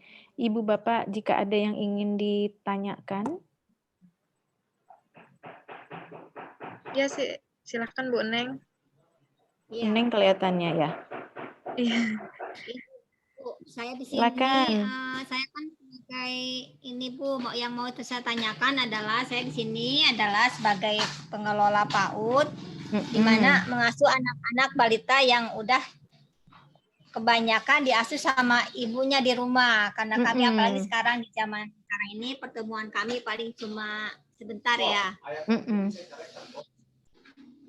Yang saya temuin itu anak-anak itu sering mereka membawa perlakuan yang biasanya mereka di rumah itu yang selama ini sama orang tuanya itu suka dibawa ke sekolah. Bahkan kami itu sebagai pengelola itu udah melakukan parenting untuk orang tua murid akan memberikan arahan bagaimana cara membimbing anak-anak.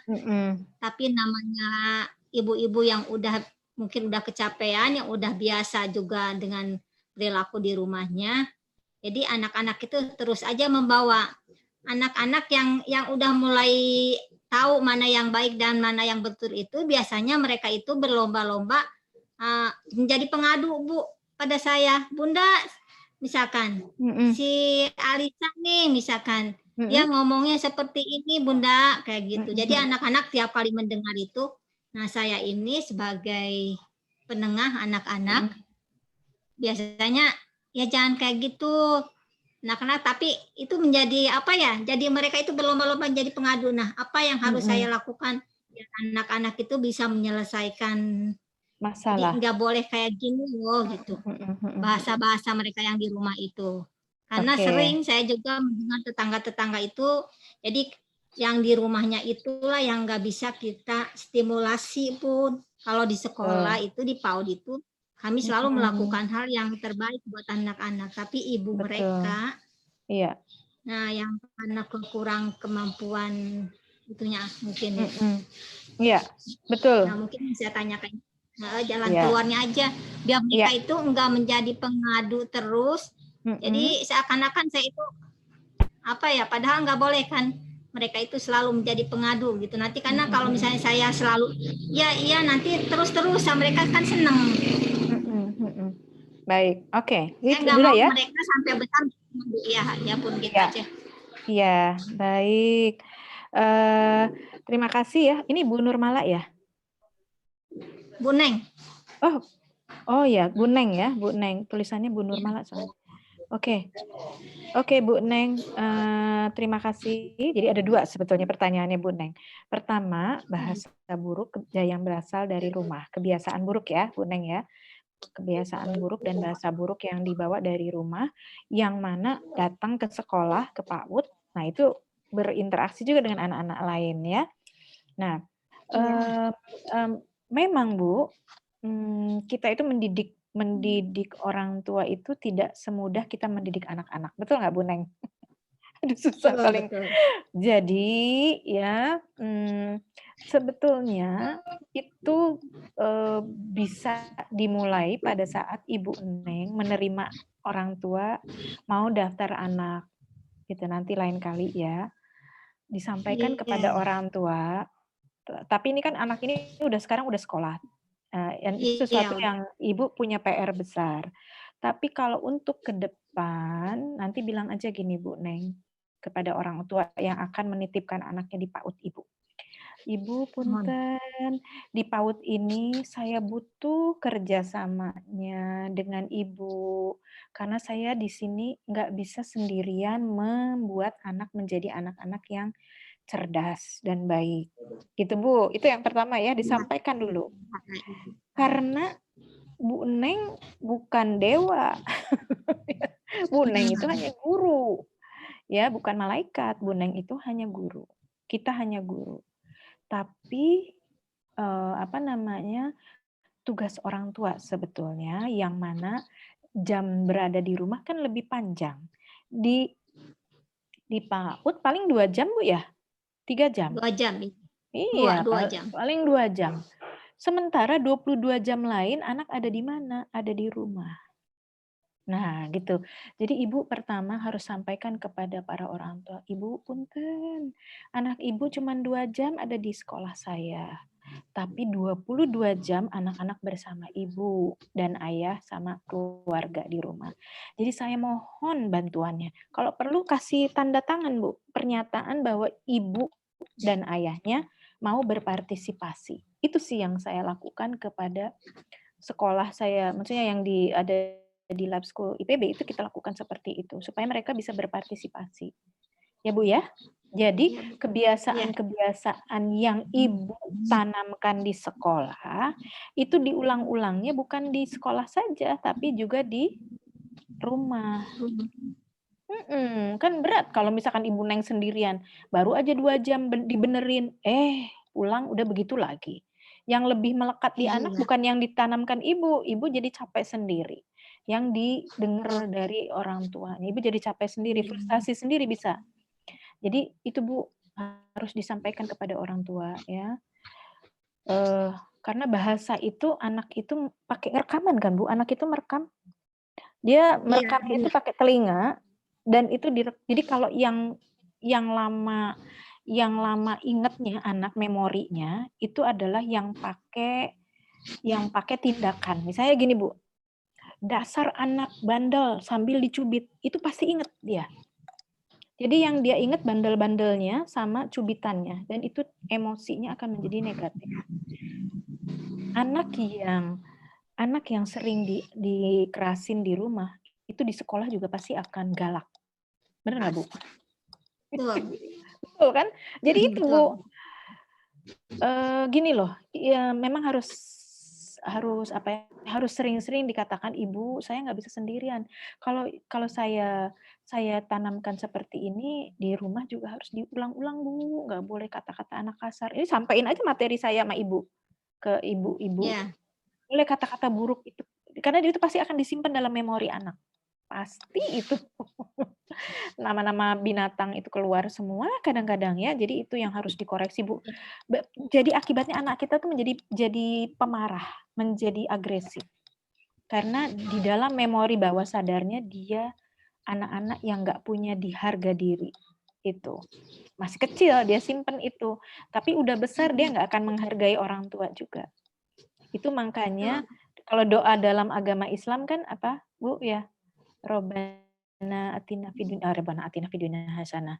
Allahumma ighfir lana wa liwalidayya warhamhuma kama rabbayani shaghira. Nah, itu bagaimana kita dibalas ketika dibalas sama seperti kita mengasihi mereka saat mereka kecil. Jadi kalau orang tuanya itu pendendam, suka nyubit, kasar pada anak, waktu sudah tua yang diingat sama anak bukan kasih sayang. Dia emosi aja sama orang tuanya, kesel aja. Ya, Bu, ya? Makanya nggak heran kalau ada anak yang nggak berbakti sama orang tua karena waktu kecilnya nggak punya memori menyenangkan. Itu, Bu. Dan maka itu saya bilang 5 tahun, Bu, 5 tahun pertama hidup anak itu harus benar. Kalau salah di 5 tahun, salah ke remaja dewasanya. Gitu. Maka Ibu, Bu Neng, itu punya peran besar. Kenapa? Karena mendidik anak-anak sebelum 5 tahun. Kalau 5 tahun benar dia nanti masa sekolahnya remaja dan dewasa. Salah di pendidikan di usia dini, salah ke depannya, gitu. Apalagi misalnya masih kecil suka dicubit-cubit kata-kata kasar, wah itu nggak akan jadi orang benar, Bu. Itu saya bisa jamin. Saya bisa jamin. Ya itu dari studi-studi, dari riset-riset penelitian seperti itu. Kemudian menjadi pengadu. Jadi Ibu Neng sebetulnya pertanyaannya 2. Kemudian yang kedua menjadi pengadu. Kenapa ada anak menjadi pengadu? Pertama, dia ingin menjadi pusat perhatian. Kedua, dia ingin diperhatikan. Ya. Dia ngerasa kalau dia ngadu itu diperhatikan sama Bu Neng. Gitu. Kalau dia, Bu, itu sih ini begini begitu. Nah, itu dia ngerasa bahwa diperhatikan, dan kalau diperhatikan tuh dia senang. Mungkin karena di rumah nggak pernah diperhatikan, mungkin kasih sayangnya kurang, sehingga untuk mendapat perhatian guru, cara dia adalah mengadu. Nah, ini yang sebetulnya juga tabiat atau sikap yang harus kita luruskan kepada anak-anak kita. Tadi seperti Bu Neng maunya adalah bagaimana dia bisa menyelesaikan masalah sendiri. Ya, seperti itu. Nah, oleh karena itu tip dari saya sih gini. Kalau dia mengadu, jangan hanya dia yang didengarkan, tapi anak yang jadi korban atau jadi pelaku harus Ibu panggil. Sini coba panggil. Tadi temenmu yang nyubit mana? Yuk, Bunda panggil. Ibu guru panggil. Panggil dua-duanya. Tanya, konfirmasi. Karena enggak kok, aku nggak gituin dia gitu. Sebentar ya Bu, saya ada tamu.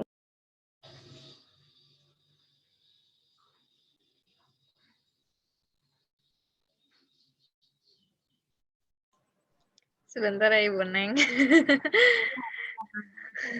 Udah habis ya waktunya ya? Oh enggak Bu, itu ada Ibu Tutinya yang ada gangguan teknis.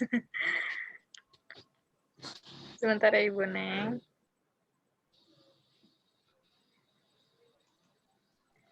Ya mungkin kalau PAUD begitu kali ya Bu, banyak yang emang cari perhatian semuanya. Anak-anaknya pasti ngadu ini itu. Iya, tapi gini Mbak Alisa, ya memang Bu Neng, tabiat mengadu ini kadang-kadang hati-hati kita, karena ini menjadi cikal bakal anak-anak yang pengadu itu mengadu domba. Akhirnya saling menjelekkan, gibah itu kan dasarnya dari sini. Jadi hatinya kotor. Nah, itulah yang harus kita luruskan justru. Ya. Jadi memang nggak mudah ya mendidik anak-anak yang memang berasal dari tapi Bu, pahalanya kita sebagai pendidik itu luar biasa. Kenapa kita mencoba mengoreksi kok. Yang salah jadi benar. Nah, jadi Bu Neng ketika ada anak yang mengadu tadi, panggil dua-duanya. Ya. Coba Bu Guru pingin tahu yang terjadi sebenarnya seperti apa, Nak. Coba. Pasti Ibu akan dapat beda tuh. Yang pengadu tuh akan, "Enggak kok, aku nggak gitu." "Ah, untuk itu?" Gitu. Mungkin anak-anak yang diadukan seperti itu. Jadi Bu Iya, Neng akan dianggap guru yang adil kalau tidak hanya mendengarkan satu pihak. betul. Bu, anak-anak itu gemar mengadu karena mereka sebetulnya mencari perhatian kita. Sama dengan anak-anak di rumah juga gitu. Kakak akan mengatakan, "Ini sih adik begini." Terus adik akan, "Itu kakak nakal nyubit aku."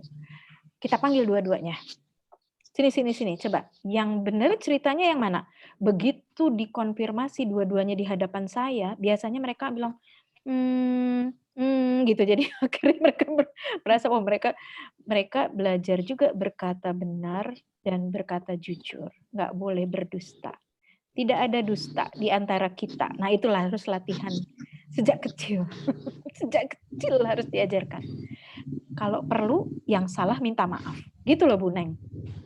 Jadi, kita kadang-kadang minta orang mengerti kita, tapi kita nggak mau mengerti orang. Itu. Ya nggak? Itulah Iya, Bu. budaya orang kita, Indonesia. Ya, budaya orang Indonesia. Kita ingin orang mengerti, tapi kita nggak mau ngerti orang. Kumaha sih? Ya, jadi itu. Jadi kita coba membenarkan anak sejak kecil.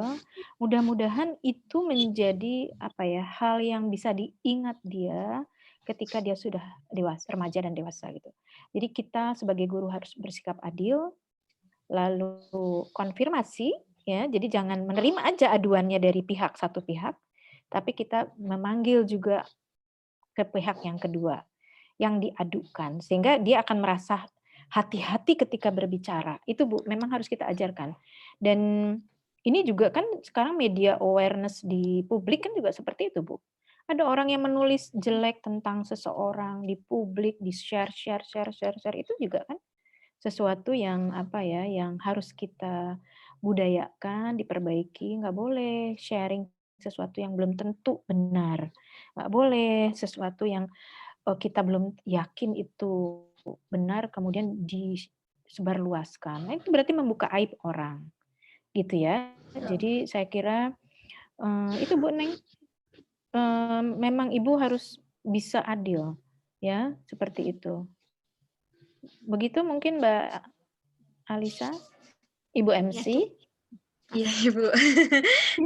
Mungkin ini ada 2 pertanyaan terakhir, Ibu, Ya, sebelum silakan. kita tutup, Oke. sesi diskusinya. Jadi yang Ya. pertama, bagaimana cara mengatasi anak sibling? Mungkin Mhm. istilahnya sibling rivalry ya, saya Iya. ini sibling rivalry. Mhm, mhm. Lalu yang kedua, bagaimana, menyikapi anak yang, mungkin sedikit lebih egois sifatnya, seperti itu. Oke. Oke, baik. Ini sibling rivalry itu sebenarnya juga terkait dengan egosentrisme ya. Heeh. Tadi yang sebetulnya sibling rivalry itu pada anak yang umurnya berdekatan ya. Jadi umurnya beda 2 tahun tuh sibling rivalry-nya sama-sama kuat karena masa egosentrisnya sama itu ya. Cognitive thinking prosesnya itu levelnya stage tahapannya sama gitu.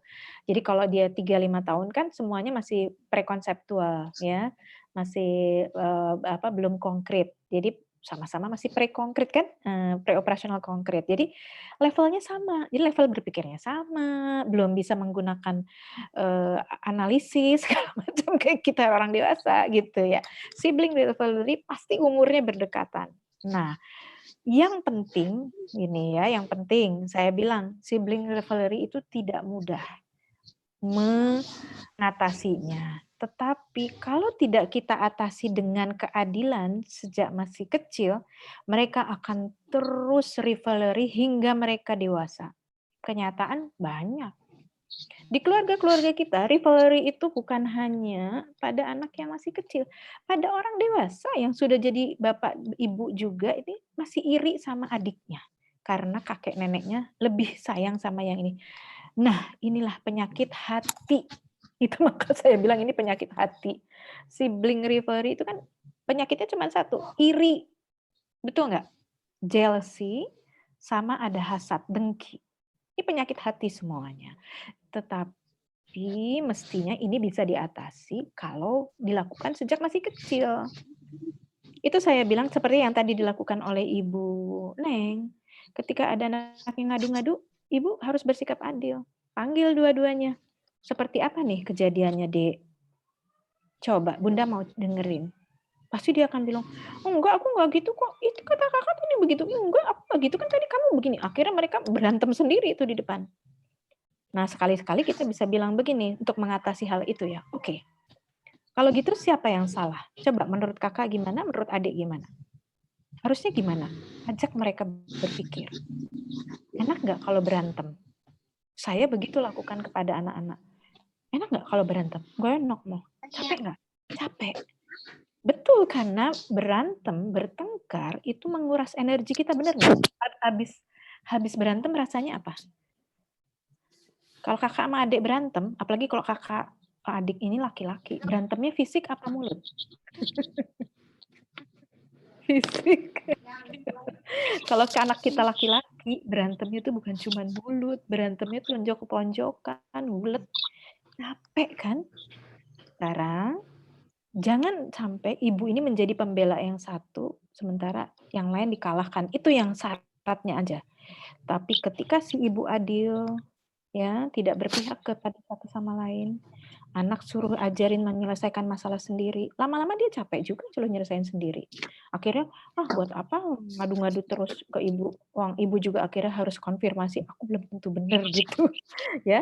Akhirnya dia akan kapok juga. Itu efektif. Kalau saya ngelihat itu efektif. Jadi kalau misalkan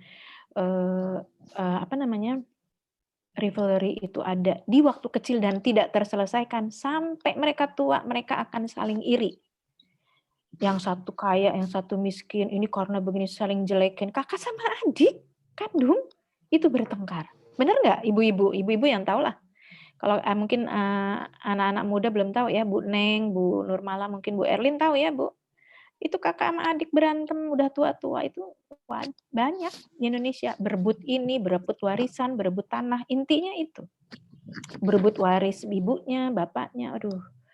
Itu karena rivalry yang tidak terselesaikan. Jadi sebisa mungkin ibu selesaikan waktu kecil. Mereka nggak akan bertengkar ketika udah remaja. Karena kognitifnya sudah berkembang, daya analitis mereka sudah berkembang. Tapi ketika masih egosentris, ajarkan mereka untuk belajar empati ya kepada satu sama lain. Belajar juga menganalisis, capek ya habis berantem mah nggak enak, lapar, haus, capek gitu ya, sedih nggak enak gitu. Nah itu ajarkan juga supaya mereka berpikir sendiri.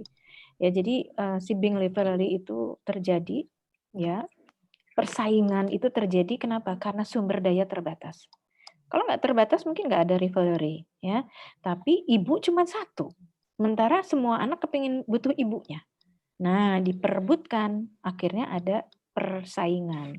Selama persaingan itu tidak terselesaikan, ya, yang tidak sehat terus, maka itu bisa terbawa sampai dewasa. Oleh karena itu harus diselesaikan sejak kecil, ya. Katakan begini, aturannya ini, harusnya gimana gitu. Kadang-kadang seperti itu tuh. Itu efektif banget. Ini kan udah kita sepakati.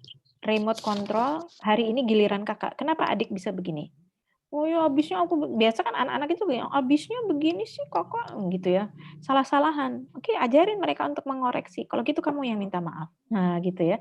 Jadi itu kita harus jadi wasit yang adil ya, orang tua di situ. Tuh, kemudian pertanyaan kedua terkait egois ya. Apa tadi Alisa yang kedua egoisnya di mana nih tadi Ibu kok lupa ya? Yang kedua pertanyaannya. Iya, bagaimana menyikapi anak yang mungkin punya sedikit lebih egois gitu Bu sifatnya. Oh ya. Ya, itu tadi Ibu bilang egois itu masalah hati ya. Kalau waktu kecilnya kasih sayang kurang, dia tuh akan selalu nagih tuh. Demanding ya. Kasih sayang waktu kecil kurang, dia demanding. Ketika dia sudah remaja, dewasa, demanding ke ibu nggak bisa, ke teman. Demanding ke teman nggak bisa, nanti ke suami atau ke istri. Ya, seperti itu. Jadi ego development, pengembangan ego ini harus tuntas waktu kecil.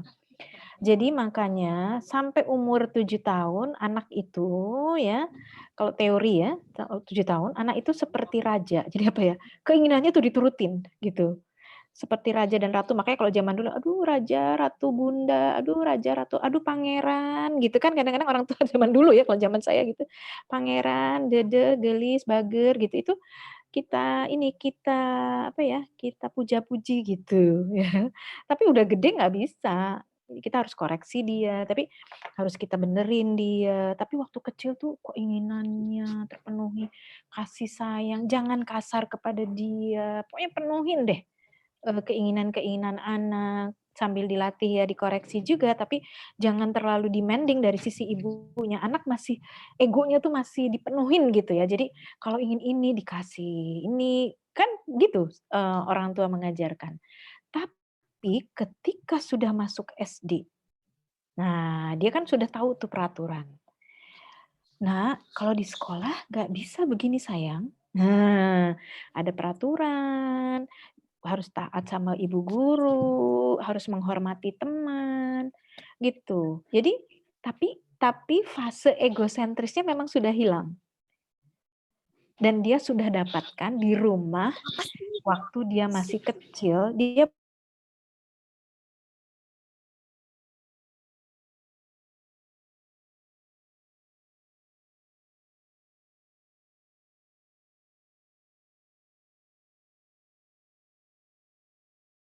bonding dengan ibu kuat, kasih sayang ayah dan ibu kuat, dia menerima rasa aman, nggak ada kekerasan kepada anak.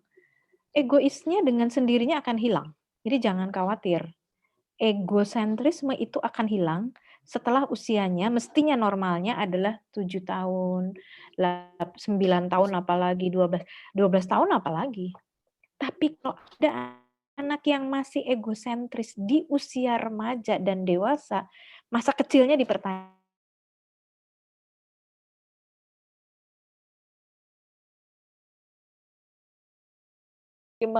Kasih sayang gitu ya. Jadi seperti itu sih. Jadi kalau 7 tahun sampai 7 tahun itu masih egosentris, up and down gitu ya. Nah, orang tua yang harus sabar, latih dia pelan-pelan gitu. Banyak pemakluman kalau sampai usia 7 tahun, sampai usia TK lah. SD kelas 1 7 tahun ke atas dia harus sudah mulai latihan menghormati orang lain, seperti itu. Jadi egosentrisme dengan sendirinya secara teoretikal itu akan hilang manakala semua keinginan anak, kebutuhan-kebutuhan anak itu terpenuhi di waktu masih bayi kan masanya perkembangan egosentrisme itu akan hilang pada bayi. Oh egosentris banget, begitu dia nggak dapat dia nangis sampai usia 3 tahun nggak dapat dia nangis gitu ya, nggak dapat keinginannya dia nangis. 5 tahun masih itu kadang-kadang masih bisa bisa ngerti, kadang-kadang nggak ngerti, itu masih nangis dia. Gulung-gulung di depan orang nggak malu, ya, rasa malunya masih belum tumbuh. Tapi ketika dia sudah usia 7 tahun, mestinya egosentrisnya hilang karena dia udah puas, gitu. Karena dia udah puas, oh dia udah dapat penuhin semua yang dia dan dia percaya ibunya pasti akan memberikan rasa aman dan perlindungan gitu. Jadi ketika dia udah dewasa, udah remaja tuh nggak perlu lagi dia egosentris, dia udah dapat semua kok gitu. Jadi dia mulai bisa berbagi sama adiknya, mulai bisa sayang, mulai bisa apa namanya menghormati orang lain, menghormati peraturannya nggak akan kesulitan membesarkan anak ini selama 7 tahun. Kalau saya sih 7 tahun lah. Kalau dalam agama Islam memang 7 tahun. Begitu tidak itu, 7 tahun ke 10 tahun dia udah mulai diajarkan sholat ya, kalau kalau kalau kalau nggak sholat misalnya 10 tahun bisa bisa dihukum gitu. Gitu, jadi konsekuensi udah diberikan, tapi selama 7 tahun sebelum 7 tahun, 0 sampai 6 tahun itu fase-fase di mana dia emosi dan egosentrisnya itu terpenuhi, itu hilang dengan sendirinya kalau kita lakukan dengan tepat. Gitu mungkin Mbak Alisa. Terima kasih Ibu, untuk sesi tanya jawab, kita akhiri dan selanjutnya sebelum mungkin Ibu ada kesan-pesan yang ingin Ibu sampaikan sebelum kita tutup? Oh, oke. Baik, terima kasih. Ini tim KKNT Kecamatan Bubulak ya, Bubulak ya, Bogor Barat ya, Bogor Barat.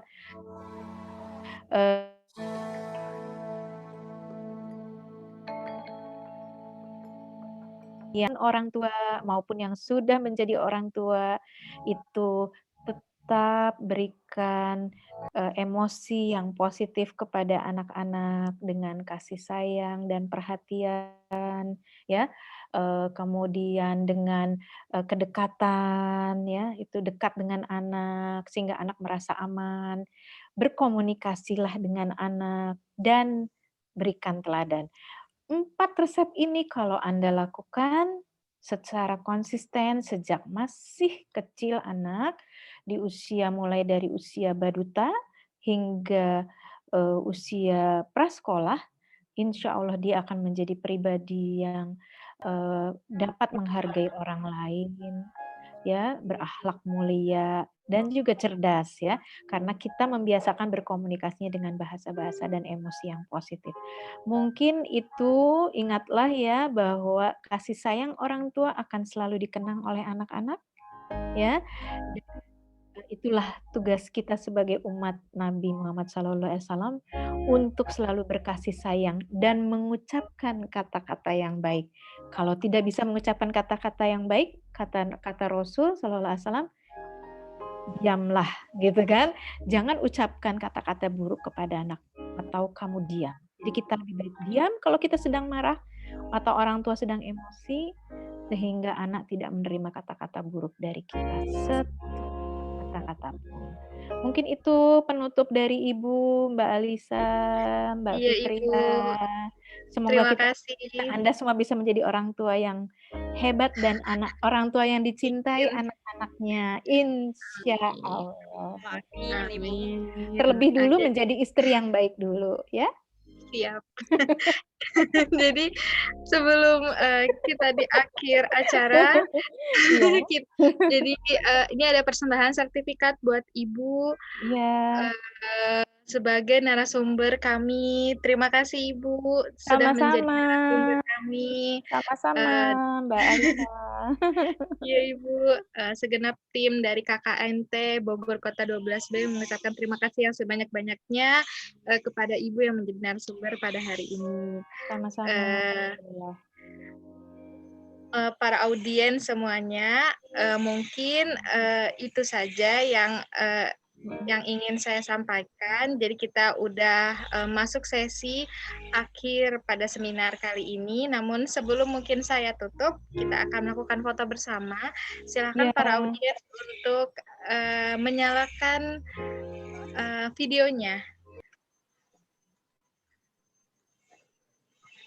agar wah, ada bapak-bapak. Ini bapak-bapak nggak nanya tadi, Pak Agus.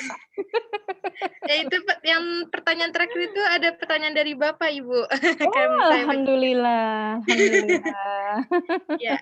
Ayah yang baik. Ya. Mungkin saya aba-aba ya.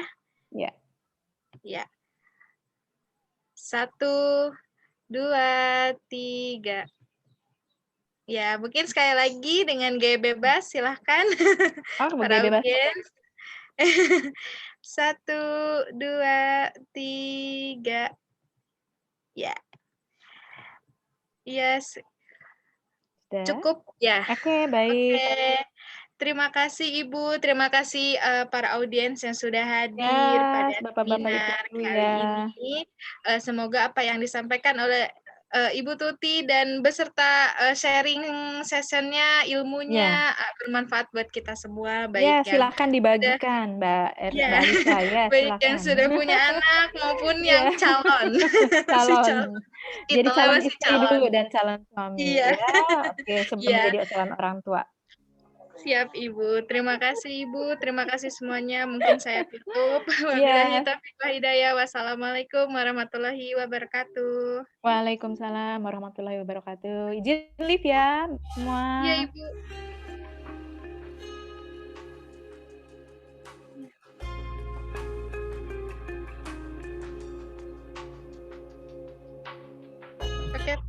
semuanya ibu-ibu, teman-teman yang atau Bapak Agus silahkan jika ingin live dari Zoom meeting.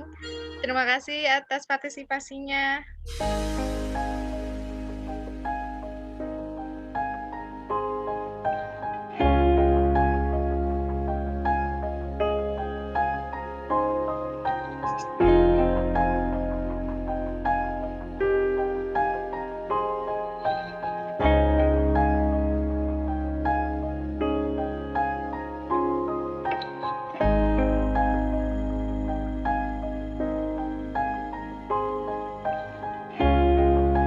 Halo guys. Anis mana? Windy mana? Lagi kelas ya? Anis lagi ke Jakarta. Oh. Terus Edita lagi kelas. Windy. Siapa Di mana ya? Windy mana ya?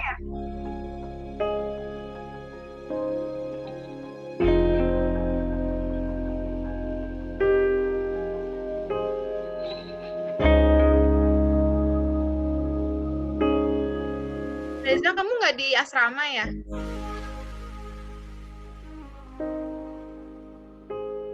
Kamu di asrama nggak sih? Ica nanya ke aku. Iya. Kamu Iya, aku di di asrama. asrama. Ada Virgin depan aku. Itu di mana? Coba aku nggak tahu. Aku mau ngambil makan dulu, lapar. Ya sok-sok. Alhamdulillah. Setidaknya better. Pertanyaannya tuh ini. Mungkin ibunya kayak ngedongeng kali ya.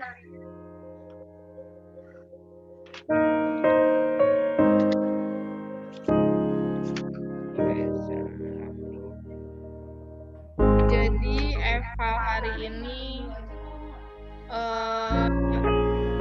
mungkin kemarin itu belum dikirim ya Vidjun ya post-testnya, tapi ya udahlah. Evaluasinya dari sini aja nggak sih? Mohon evaluasinya. Bukan beneran. Sorry saling ingatkan.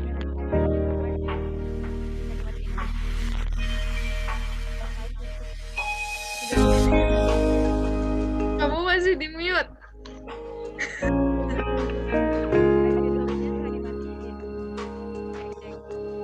Halo? Live YouTube nggak dimatiin guys, masih live. Oh iya live. Gina.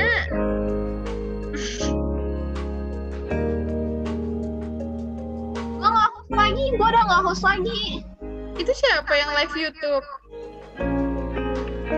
Reza ya?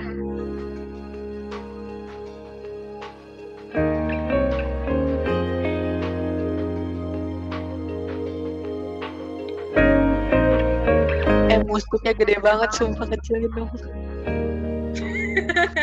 Pindah portal ya.